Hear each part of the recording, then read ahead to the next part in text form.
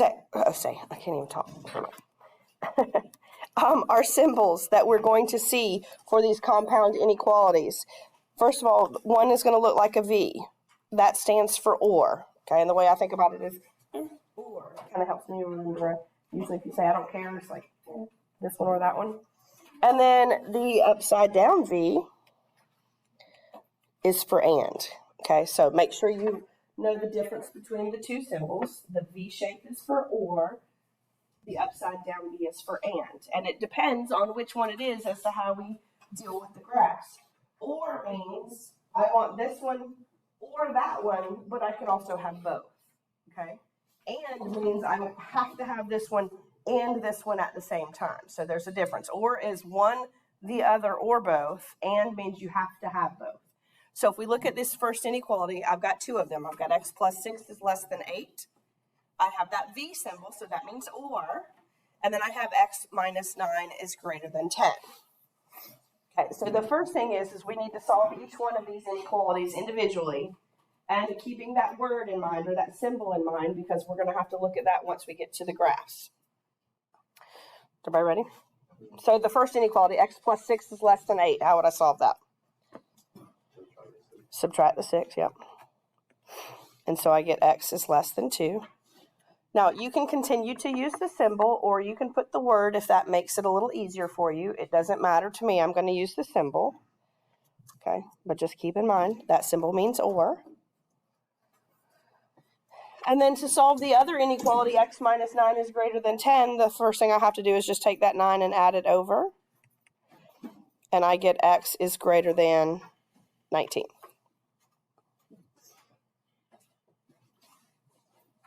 Good so far. Just solve each one individually.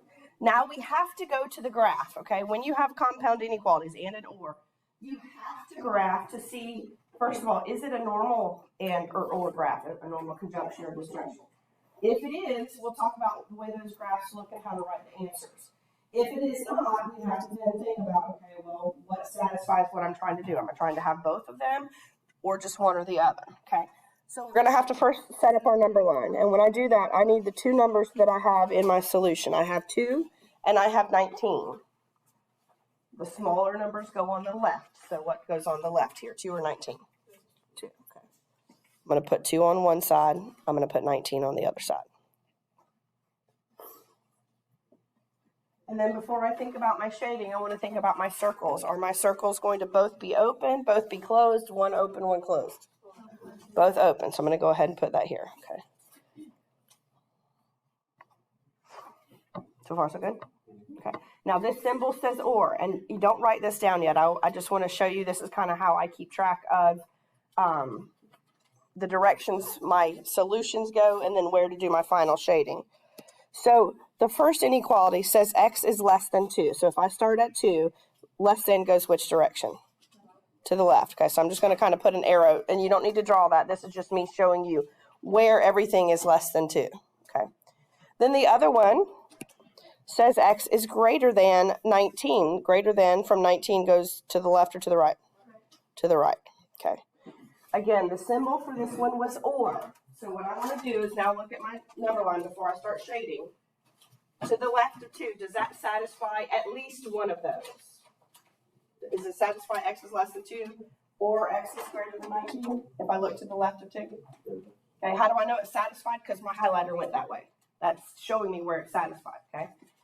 So what that means is I can go back and I can actually shade on my number line. This is where my shading is going to happen, not above my line. The stuff I draw above the line is just kind of showing me where things are true.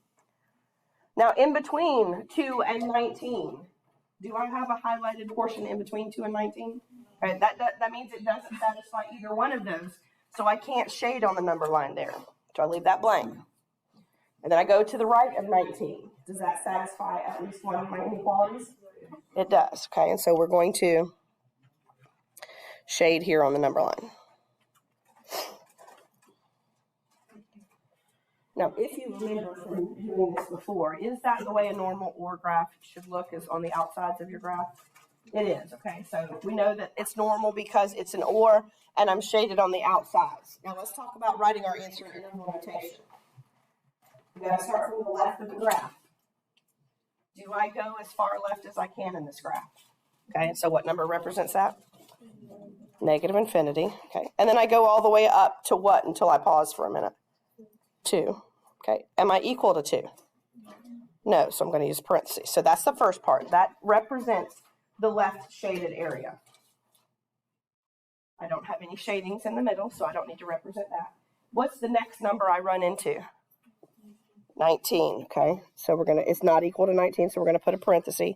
And then it goes as far right as it can, which means it goes all the way to infinity. And what we do is we put a little union symbol in between, a little U shape. That says it's, this area represents part of my solution along with this area. That makes sense? A little bit? So again, with the compound inequalities, you do have to graph because it's not always going to be a normal graph. Sometimes it'll be a little bit different, and we'll get to some of those in just a few minutes. Is everybody okay with that one? So this is how I'm going to leave my answer. And on these, when you have the compound inequalities on the test, it will have a line for your interval notation, and it will also have a line for your graph. Okay, so those you're going to have to graph. Whereas the single inequalities, if you were comfortable with what it said in writing your interval notation, you didn't necessarily have to graph. We just did it to get used to our interval notation. Sorry. Take a minute and write down number 2.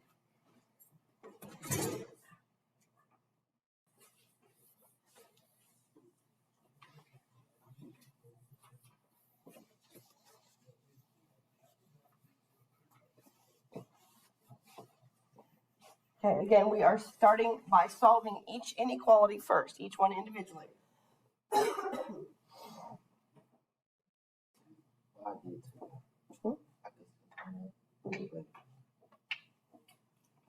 2x plus 1 is less than 9, and I don't know if y'all can see that symbol. It looks kind of light. I'm going to darken it up. How do I solve 2x plus 1 is less than 9? What's the first thing I do? Subtract the 1 over. Okay.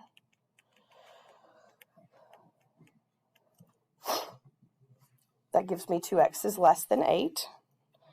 I need to divide both sides by 2, and so I get x is less than 4. I'm going to bring my symbol down. The upside down V, what word does that stand for? And. Okay, I kind of think of it like this. I have to have both of them, so I'm going to hold them here. Okay, or it's like, I don't care. So there's your V shape. And it's like I need both of them. The next inequality, don't let the fraction scare you. Let's get rid of that. Well, you can do it a couple different ways. I would first move that 1 over. How would we move that 1? Add it. So that's going to give me x divided by 2 is greater than negative 5. How would I get rid of that 2 now? If it's x over 2, that's x divided by 2. How do you undo division? Multiply. So we're going to multiply both sides by 2. That gives me x is greater than negative 5 times 2 is negative 10. Everybody okay with that one? All right. Now, we have to go to our graph. And again, on our number line, our smaller number goes on the left. What's smaller, 4 or negative 10? Negative 10. Okay, so that goes on the left. And again, I'm going to show you the direction each inequality should go. And then we'll come together to shade our final answer on the number line once we take a look at where they are both true. I'm going to start with the x is less than 4. Is that going to be an open circle or closed? Open. And less than goes which direction? To the left. So everything less than 4 is going to be anything to the left of 4. Again, that highlighted part is not my solution. I'm just showing you the direction in which that solution goes. Then we're going to go to the next part. X is greater than 10. Is that open or closed? Open. Whoops. It is open. And then greater than 10 goes which direction? To the right. Well, that was supposed to turn a different color, but it did not. Let me do this. Okay. The upside down V is my and symbol. That means I can only shade on the number line where both of them are true at the same time. So look at your number line. Look to the left of negative 10. Are they both true there? No. How do I know? I don't have both of my highlighters right there, right? So I don't shade to the left of negative 10. Now what about in between negative 10 and 4? They are both true there, so I am going to shade on that number line in between. And I know they're both true because what I showed above my graph shows that they are both true there because I have the green and the yellow. I'm not talking to you. And then what about to the right of 4? Do I satisfy both of them there? No. Okay, so that's a normal AND graph. AND is usually shaded in between the numbers. That's what satisfies both of them at the same time. Again, if it's not a normal AND graph, we'll talk about what to do then, but we'll get there in just a few minutes. Now we have to write our interval notation. Starting at the left of our graph, do we go as far left as we can? What's the first number we touch in our solution set? Is it equal to 10 or not, or equal to negative 10 or not equal? Not equal, so we're going to put a parenthesis. And then we go up to what number? 4. Is it equal to 4? No. Do I have any other shadings on the number line? No. So with the OR one, we had this section in union with another section because we had two different areas shaded. As far as the AND goes, we only have that middle part. So my interval notation goes from negative 10 all the way to 4 and nothing else. So that is exactly how you would write your interval notation for an AND graph, as long as it's a normal AND graph. Are we kind of okay there? All right. Try number 3. Okay, solve each inequality individually. That shape, the V shape, means what word? Or. Okay. V is or. Think about it like, I don't care, one or the other. Solve each one individually. Then go to your graph. Shade where it's one or the other or both.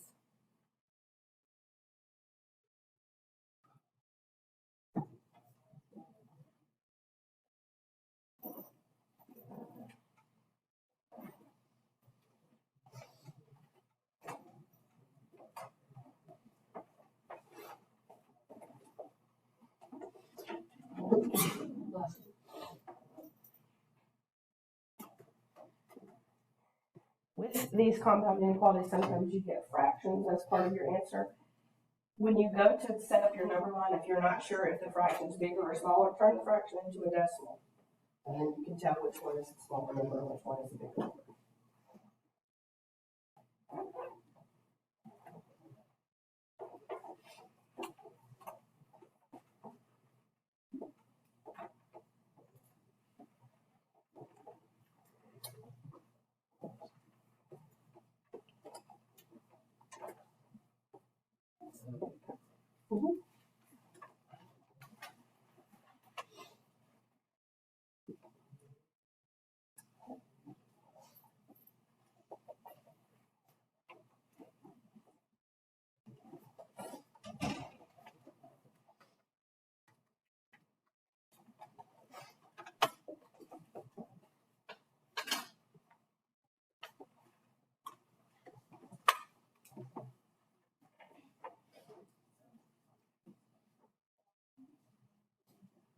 So you have to make this or that's so we have to draw a number line.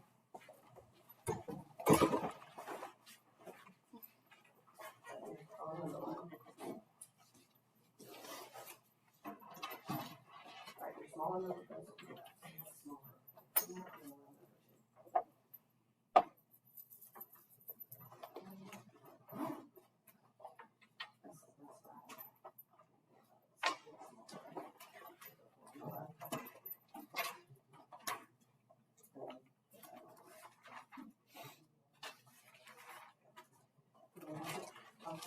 Or means you only need one of them to be true, but you can also have them both true. So that's right here. If I am greater than this number.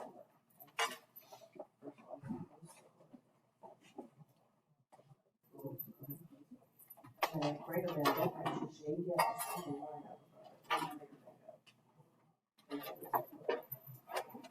And then look at it says x is less than or equal to. So close your eyes. Which one is less than that? So when you go to shade your answer, you're looking for where are one or both of them true. Do you have this is one of them true here?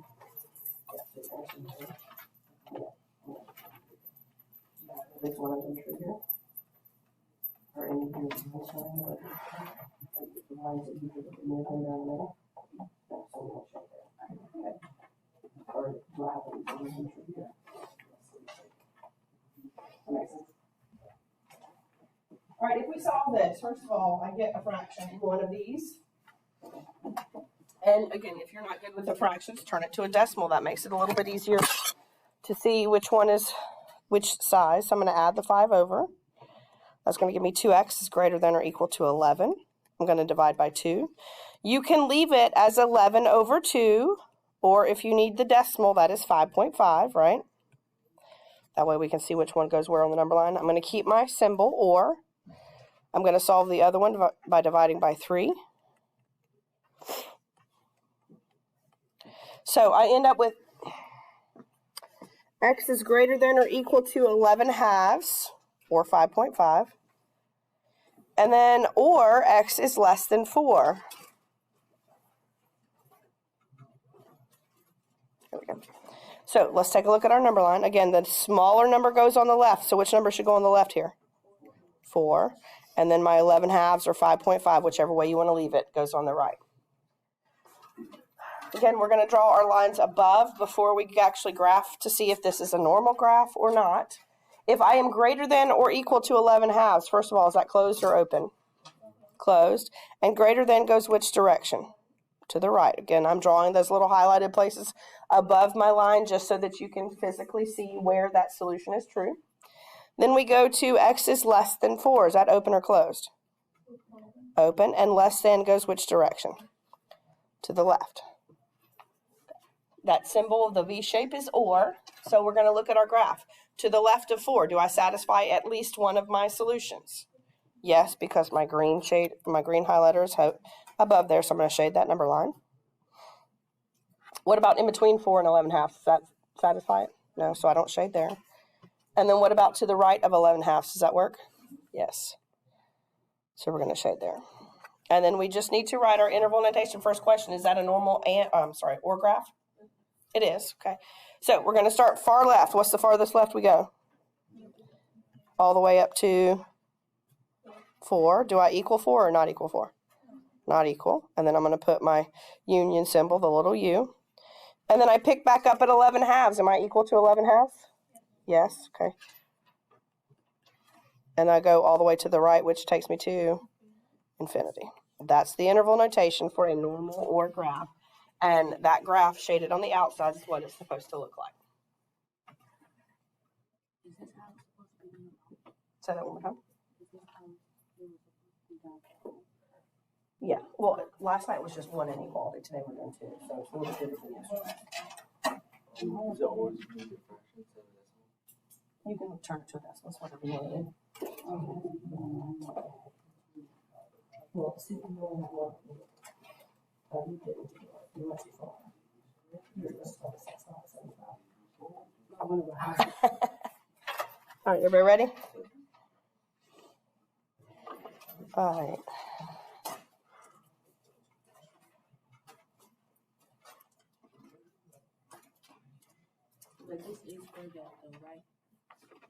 Yeah, this is the. All right, take a minute. We're going to do number 4 together. That is an and symbol. I don't know why my symbols aren't showing up very well for and. Whoa.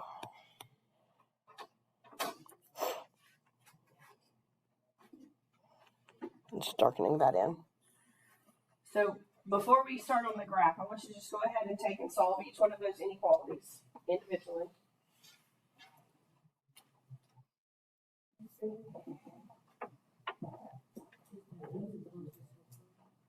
The V means I need one or the other to be true. The upside down V means I need them both to be true. Okay? This is or, this is and.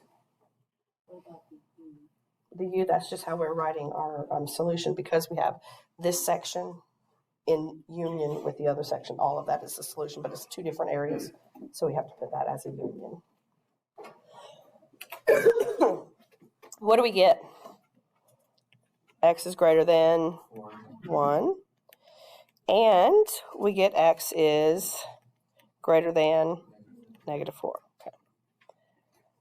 What's smaller? -4. Okay, so starting at x is greater than 1, open or closed? Open. Greater than, it goes which direction? Right. To the right. Okay. Then we're going to go back to -4. I am greater than -4, open or closed? Open. And greater than -4 goes which way? To the right. Does that look like the other and did? No. Okay, so this is not a normal and graph. So we're going to have to find our solution based off of our number line, not off of what we actually solved. On my number line, I'm looking for where they are both true at the same time. If I start at the left, do I have both of them true there? No. What about in the middle? Are they both true there? No. What about far right? Are they both true there?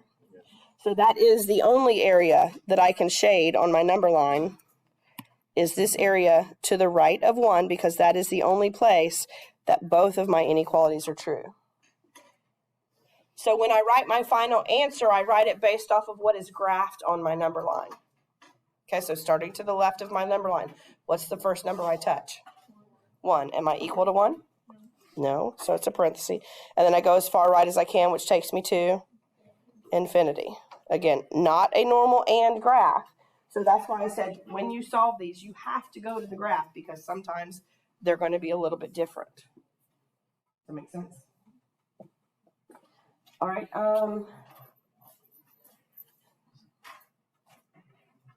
ahead and try 5.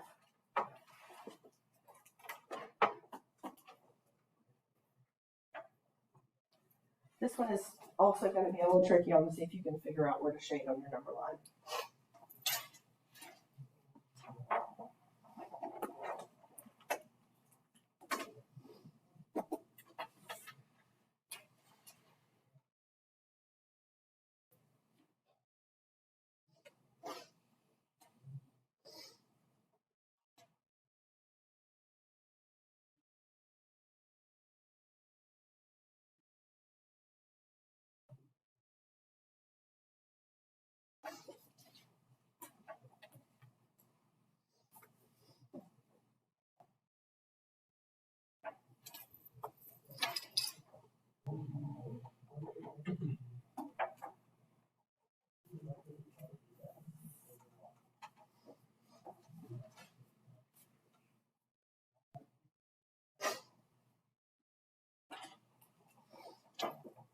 Remember the V shape, that's or. That means you only have to have one true, but you can also have them both true. Right.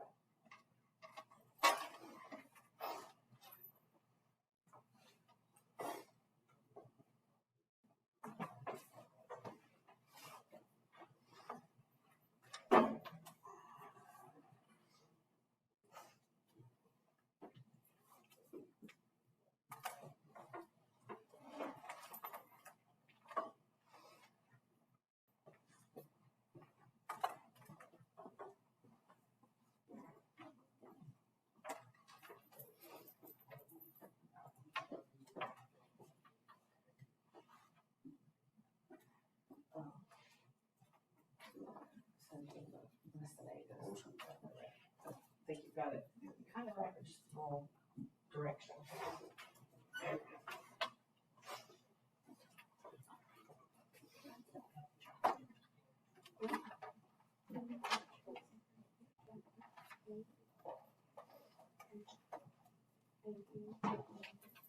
So you don't have any shadings over here, right? So you don't have anything here. However, this means or. So you don't have to have them both. You can also just have one true. Where else on your graph is at least one of them true? When we solve these, we get x is less than 8 and x is less than 10, right? Except for it's or, not and. So x is less than 8 or not 10, 16, sorry. That's just me looking at numbers, not paying attention. All right, let's start with the 8. If I am less than 8, that is open and going which direction? To the left. And then going back to 16, it's less than 16. That is open and going which direction? To the left. The word is or. I have to have one of them true, but I can also have them both true. Like if I said I want a burger or a shake, would I be okay if I had a burger and a shake? Probably, yes. I'll turn it down to see if anybody gets to me. Anyway, so starting to the left of my graph, do I have at least one of them represented there? Yes, so I can shade there. Then looking in the middle of my graph, do I have at least one of them true there as well? Yes. Now, when I shade to the left, can I go ahead and shade everything to the left, including that open circle? Let me ask you a question. Is 8 less than 16? Yes. So I can go through that shading and cover that up, so it's no longer an open circle because 8 satisfies at least one of those. Does that make sense? All right, what about to the right of 16? Can I shade there? No. All right, so if I'm looking at my graph, I basically have everything shaded to the left of 16, correct? Do I have 2 separate shading areas on this graph? No. Then I won't need the union. I should be able to write my interval notation as one interval because there is no gap. Starting at the far left, how far left do I go on this one? Negative infinity, and I go all the way up to 16, and I am not equal to 16, so I put a parenthesis there. Okay, so again, not a normal OR graph, but we can still figure out the solution based off where we shade on our number line. Everybody kind of okay there? All right. Let's talk about 6.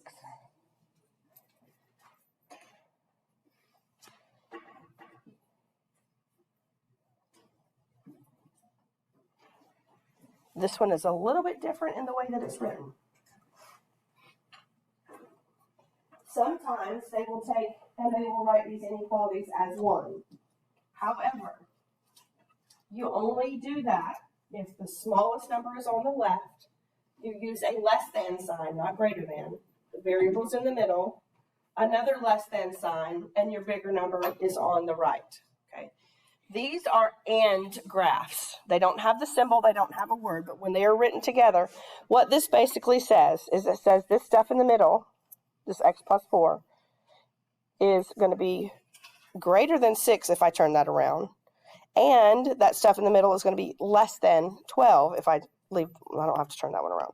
So here's what we do with these. You can do this several different ways, but I'm going to show you the easiest way. I want my variable to end up alone in the middle of those two less than signs, right? So right now it's x plus 4 in between those. How do I get rid of that plus 4? Okay.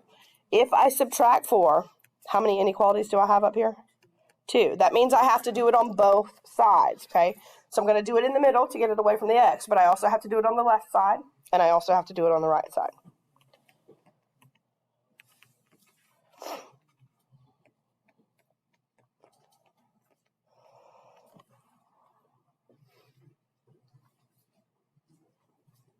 Once I get that x by itself in between those two inequality signs, that's all I need to do.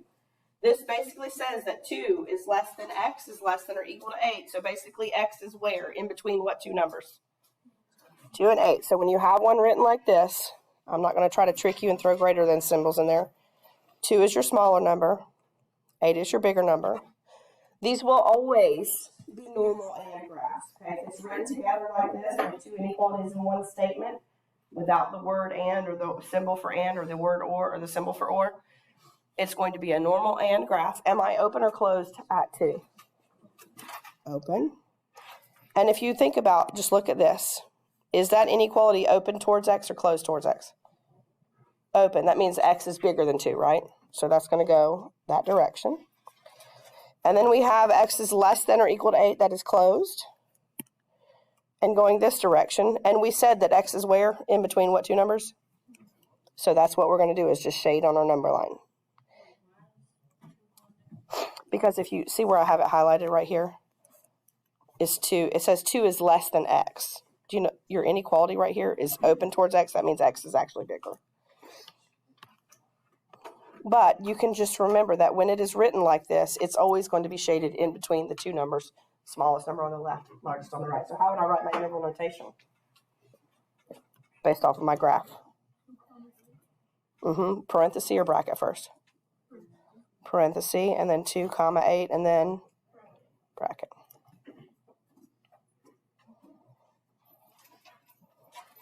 Make sense? All right, let's take a look at 7. The go ahead, solve each inequality. That is the or symbol in between. Go to your number line and see what we can come up with there.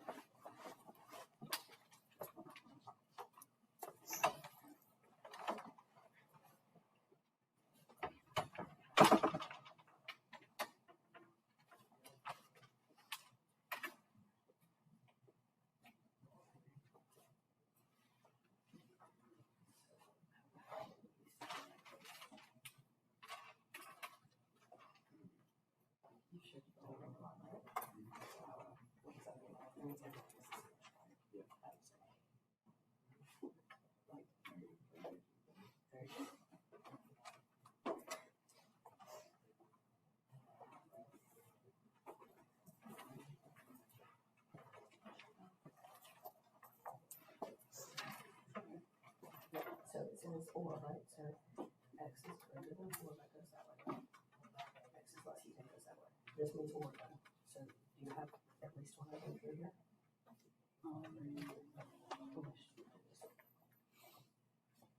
Just extend these so you can see. Yeah. Do you have at least, yeah, so you can shade there, right? Because it satisfies being greater than 10. Or less than 10, right? Not infinity. Close though. I mean, you would use infinity in your answer for your interval, but yeah. Hold on. All right, we're going to solve this. This one's a little bit different. You have to think about it.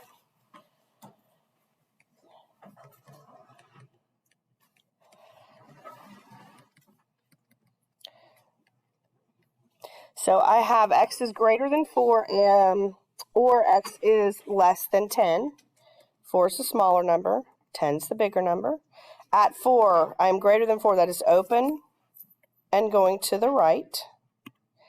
I am less than 10. That is open and going to the left. The symbol says or. That means I only have to have one of them true, but they could both also be true at the same time. To the left of 4, do I have at least one of them true? Yes. So I can shade there. What about in the middle? Do I have at least one of them true there? Yes. What about to the right? Do I have at least one of them true there? Yes.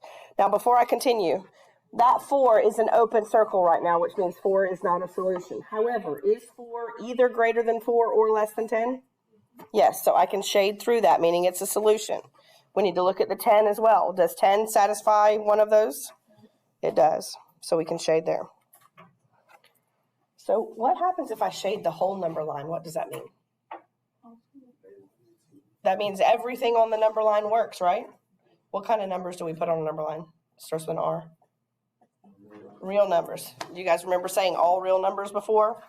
So that is the solution. However, in interval notation, that's what the symbol is for all real numbers, but we're writing it in interval notation. So if I go as far left as I can on my graph, what is that? Negative infinity, and I go all the way as far right as I can with no holes, which takes me to positive infinity. That's how you write all reals in interval notation. If you shade the entire number line, you're starting far left, which is negative infinity, and you go all the way to the right with no holes, no interruptions. Everybody good? All right, last one.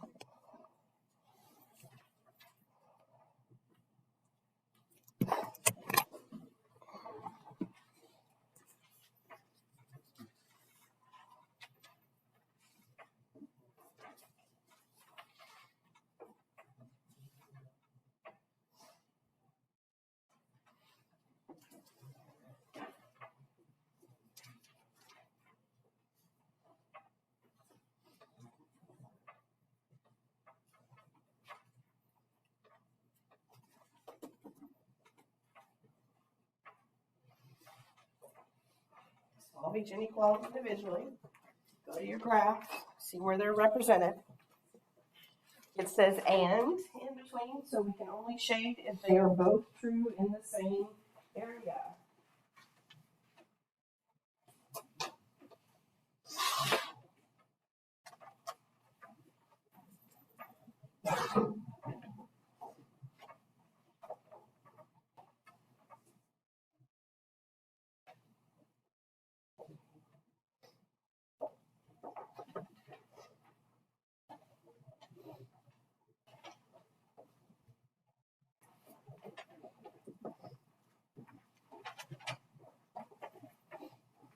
Remember the word is and.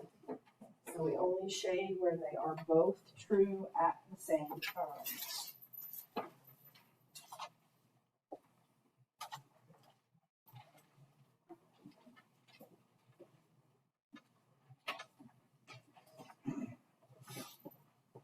What do we end up with? X is less than 4.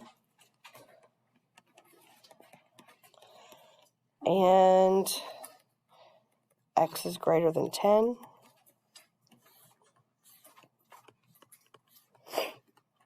Open at 4, less than goes to the left.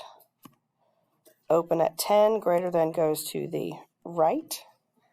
We can only shade where they are both true. Looking to the left of 4. Are they both true? Do I have both my green and my yellow highlighter there? No, so I cannot shade that area. In between 4 and 10, do I have either of my highlighters?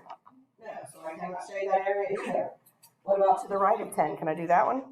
No. So if there is nowhere on this number line that they are both true at the same time, I cannot shade anything on the number line. And as far as my answer goes, I would just say no solution. And there is no interval notation for no solution. So you just put no solution.